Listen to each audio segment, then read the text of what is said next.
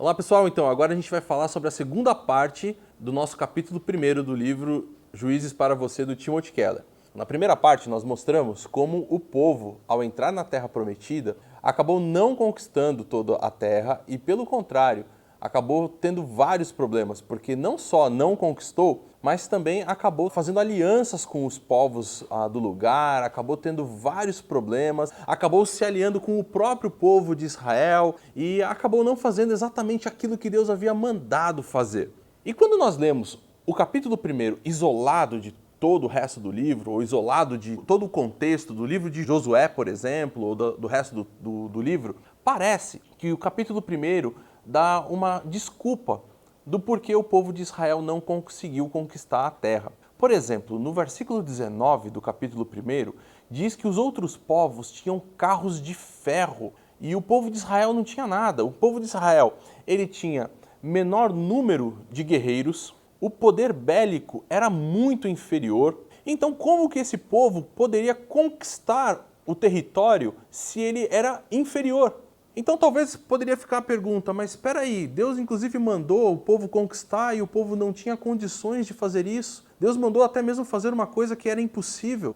Mas quando nós chegamos no capítulo 2, a coisa muda de figura. Porque o capítulo começa falando que o anjo do Senhor partiu de Gilgal. E essa informação já é bastante relevante, porque Gilgal é muito importante para a nossa história. Gilgal aparece em Josué no capítulo 5, e esse lugar é onde Deus fez a aliança com o povo de Israel. Esse lugar foi quando Deus disse para o povo de Israel que ali Deus iria remover todo o pecado do povo. Gilgal, na verdade, significa remover. E Deus ali então estava falando que pela sua graça e pelo seu amor estaria recebendo aquele povo como seu povo. E a partir daquele momento o povo então estava purificado dos seus pecados e Deus estava falando, agora nós estamos fazendo essa aliança onde a partir deste momento vocês vão ter todo o meu apoio para poder conquistar a terra. Então por isso que naquele momento é de Gilgal que o anjo do Senhor parte. E quando o anjo do Senhor se encontra com o povo, a ordem ou a mensagem que ele tem é uma mensagem muito relevante. A mensagem no versículo 2 do capítulo 2 é bem curta e objetiva. Vocês me desobedeceram. Só isso. Vocês me desobedeceram. Parece que o capítulo 1 diz que eles não tinham condição de conquistar. E o capítulo 2 começa dizendo, vocês me desobedeceram. Parece que um capítulo não se encaixa com o outro. Parece que a coisa não faz sentido. Mas olha só, Deus diz, não façam acordo ou aliança com o povo daquela terra. E o povo fez. Deus diz, quando vocês invadirem a terra, destruam os altares idólatras. E o povo foi e não destruiu os altares idólatras, manteve todos os altares. E é por isso que Deus está tão irado com aquele povo. Nós precisamos ter em mente que a conquista da terra não era uma conquista de uma limpeza étnica. Porque, por exemplo, a Raabe, que era aquela prostituta lá de Jericó, ela estava lá na terra. Ela teve permissão de Deus para entrar na terra. E também não era uma conquista imperialista, onde eles deveriam entrar e conquistar para ser um novo império. Até porque Deus não deu permissão para eles saquearem o povo e nem para fazerem escravos. O objetivo de Deus com a conquista era uma limpeza espiritual. Deus queria conquistar aquela terra que ele havia dado para o povo para criar um povo espiritual, para criar ali o território, o lugar onde ele seria adorado e onde a partir dali os outros povos veriam o povo onde ele abençoa e dali, a partir dali, os outros povos conheceriam a Deus e começariam a também adorá-lo, poderiam conhecê-lo, conhecer através do próprio povo de Deus, que era o povo israelita. Deus queria que aquele povo confiasse nele, porque então ele realmente abençoaria aquele povo sem medidas, para que toda a terra pudesse conhecer a Deus. Então essa pergunta, ou essa questão que fica entre eles, não conseguiram conquistar, na verdade, Deus responde da seguinte forma, na verdade vocês não quiseram conquistar.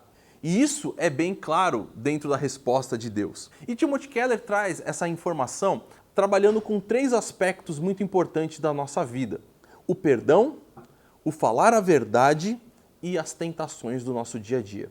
Essas 3 áreas da nossa vida, Timothy Keller vai trabalhar falando sobre essa mesma desculpa que nós às vezes damos para Deus. Quando nós falamos que nós não conseguimos, quando na verdade nós não queremos obedecer a Deus. Nós falamos que nós não conseguimos perdoar alguém ou perdoar sobre alguma coisa, quando na verdade nós não queremos perdoar, porque até mesmo guardar aquela mágoa ou guardar aquela situação dentro de nós nos faz bem, talvez, mesmo que nos machuque, mas aquilo mantém aquela situação ainda viva dentro de nós e aquela raiva, aquela coisa nos mantém vivos, parece que aquilo mantém a situação ainda cativa dentro de nós e nós podemos ainda manipular a situação de alguma forma. A segunda questão, que é o falar a verdade, nós damos às vezes desculpa que não vamos falar a verdade porque talvez aquilo vá machucar a outra pessoa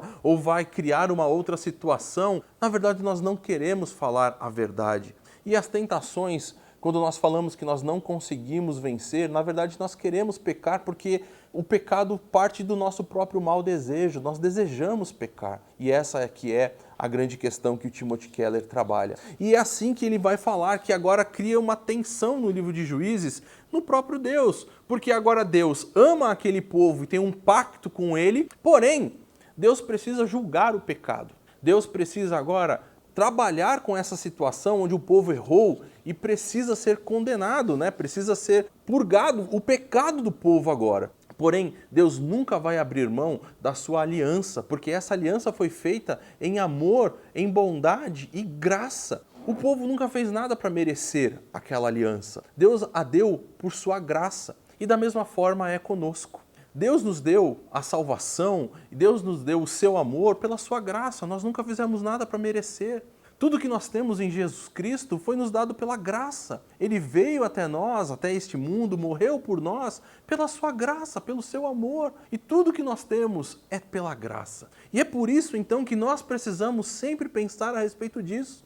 Como nós temos olhado e temos lembrado de um Deus da graça no nosso dia a dia. Em relação às questões do nosso dia a dia e da vida, como nós nos lembramos de um Deus da graça? Será que nós lembramos que realmente temos tudo que temos pela graça? Ou será que temos dado desculpa a respeito das coisas que temos olhado e falado, na verdade eu não consegui fazer. Eu me aproprio da graça ou na verdade eu dou desculpa? Eu tenho vivido mais do eu não consigo ou tenho sido honesto e sincero com Deus em falar, Senhor, na verdade eu não quis, me perdoa, eu quero viver pela Tua graça. Que Deus te abençoe.